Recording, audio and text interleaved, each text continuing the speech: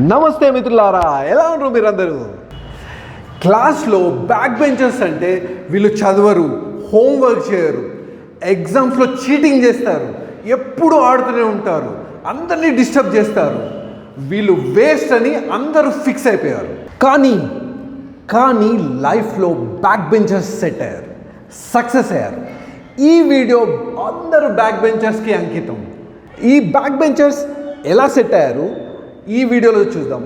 Please like చేయండి, subscribe చేయండి. Thank you so much. Back bench students average కంటే తక్కువ, ఒక్కోసారి ఫెయిల్ అయ్యి ప్రమోషన్తో నెక్స్ట్ క్లాస్కి వెళ్తారు. ఇలాంటి ప్రొఫైల్ ఉంటుంది. ఫస్ట్ టీచర్స్ మీరు చదవరు, మీకు చదువు మీతో కాదు, మీకు ఫ్యూచర్ లేదని డిసైడ్ అయిపోయింది. తర్వాత పేరెంట్స్ ఫస్ట్లో బాధపడతారు, తర్వాత ఓకే వీడు పాస్ అయితే చాలు అని ఫిక్స్ అయిపోతారు. ఇదంతా బ్యాక్ బెంచర్స్కి అడ్వాంటేజ్ ఏంది? ఎందుకంటే వాళ్ళ మీద ప్రెషర్ లేదు, వాళ్ళతో ఎక్స్పెక్టేషన్స్ అంతకంటే లేదు.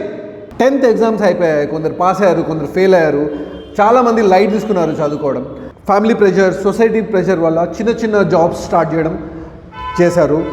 కొందరు ఫ్యామిలీ బిజినెస్ జాయిన్ అయ్యారు, కొందరు medical shops, hotels, automobiles, repairs నేర్చుకున్నారు, కొందరు సర్వీసింగ్ సెక్టర్ సైడ్ వెళ్ళిపోయారు.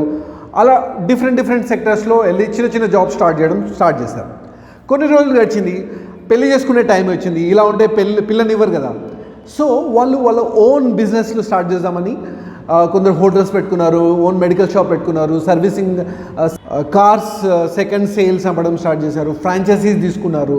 అలా చిన్న ఓన్ ఎంటిటీ తయారు చేసుకొని హ్యాపీగా పెళ్లి చేసుకున్నారు. కొన్ని రోజులు గడిచిన తర్వాత ఎకానమీ బూమ్ అయింది, డిజిటల్ బూమ్ వచ్చింది, రియల్ ఎస్టేట్ వచ్చింది. అందరూ రియల్ ఎస్టేట్లో జంప్ అయిపోయారు. డీల్స్ చేయడం, చిన్న అమ్మడం, పెద్ద అమ్మడం, ఇలా చాలామంది మంచిగా సంపాదించారు. ఈ ప్రాసెస్లో వాళ్ళకి లోకల్ మున్సిపాలిటీలో, ఆఫీసెస్లో, కార్పొరేటర్స్తో అలా పరిచయాలు పెరిగిపోయినాయి, వాళ్ళ నెట్వర్క్ పెరిగిపోయింది. ఎక్కువ నెట్వర్క్ పెరిగిపోయింది, ఎక్కువ రిస్క్ తీసుకున్నారు, ఎక్కువ ఇన్వెస్ట్మెంట్ చేశారు. సో అలా ఇంకా ఎక్కువ పెద్దగా అయిపోయారు. ఫ్రంట్ బెంచ్, మిడిల్ బెంచ్ వాళ్ళు చదువుకొని వైట్ కాలర్ జాబ్ చేసేవాళ్ళు, యూఎస్లో సెటిల్ అయిన వాళ్ళు, వాళ్ళ చిన్న పనులు ఏమైనా ఉన్నా కూడా, లోకల్ పనులు ఉన్నా కూడా వాళ్ళ బ్యాక్ బెంచ్ ఫ్రెండ్స్కి చెప్పి చేయించుకోవడం. ఎందుకంటే వాళ్ళకి నెట్వర్క్ ఉంది కాబట్టి వాళ్ళు ఈజీగా పనులు చేసేవారు. కొందరు బ్యాక్ బెంచర్స్ వాళ్ళ ఓన్గా సెటప్స్ పెట్టారు, కొందరు స్కూల్స్ కూడా స్టార్ట్ చేశారు, colleges, hospitals, MSME, small and micro industries కూడా పెట్టారు. చాలా మందికి ఆపర్చునిటీస్ అండ్ ఎంప్లాయ్మెంట్ కూడా ఇస్తున్నారు. ఇదంతా బ్యాక్ బెంచర్స్ స్టోరీలో మనం నేర్చుకోవాల్సింది ఏంటి? బ్యాక్ బెంచర్స్ వాళ్ళ పైన ఎక్స్పెక్టేషన్స్ తక్కువ ఉన్నాయి, వాళ్ళు వేస్ట్ అనడం వల్ల వాళ్ళలో కసి ఎక్కువ పెరిగి ఎక్కువ రిస్క్ తీసుకున్నారు, ఎక్కువ ఆపర్చునిటీస్ వచ్చాయి, ఎక్కువ ఇన్వెస్ట్మెంట్ చేశారు, ఎక్కువ రిస్క్ తీసుకున్నారు, ఎక్కువ కష్టపడ్డారు, ఎక్కువ సక్సెస్ అయ్యారు.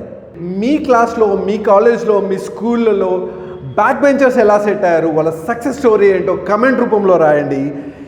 ఈ వీడియోని మీ స్కూల్ గ్రూప్లో, మీ కాలేజ్ గ్రూప్లో అందరికీ షేర్ చేయండి. Back benchers Zindabad. Thank you so much.